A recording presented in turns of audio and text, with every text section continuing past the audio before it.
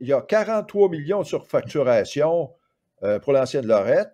Ça a l'air qu'il y a 100 millions pour la ville de Saint-Augustin, la ville voisine, mais ça a l'air que ce n'est pas la seule place que les villes centrales respectent pas les ententes et salent solides les contribuables. Alors, ça pourrait donner, ça pourrait avoir des suites ailleurs au Québec. Et ce qui est important, là, c'est que les administrations municipales se comportent comme des mafias. Ils ont beaucoup de pouvoir, les municipalités, mais ils n'ont pas le pouvoir de taxer le double de ce qui est écrit dans le règlement, là.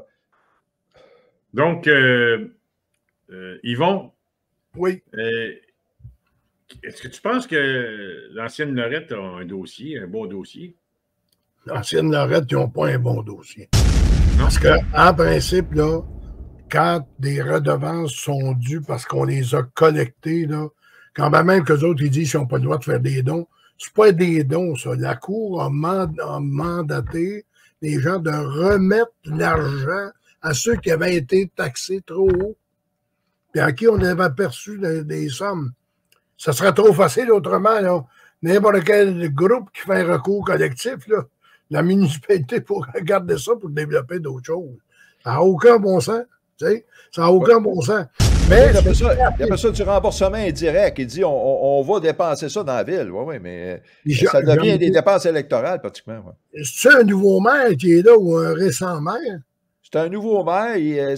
Son père avait été maire avant le maire Loranger. Lui, c'était un peu une dynastie, mais c'est un nouveau maire. Puis il n'aimait pas tellement le maire Loranger qui avait de loger son père à la mairie. Là.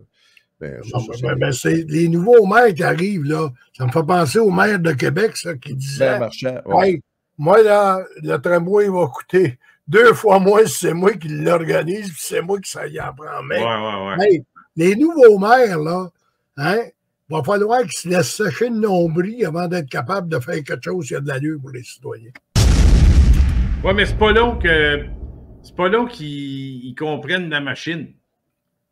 Puis, ils comprennent la machine, puis les journalistes les aident un peu. Oui, ils comprennent la machine, puis les petits contrats, ils savent, des mandats, ils donnent...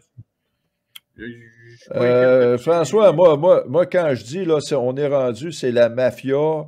On fait longtemps qu'on a la mafia au Québec, là, dans le fromage, dans les transports, dans toutes sortes d'affaires.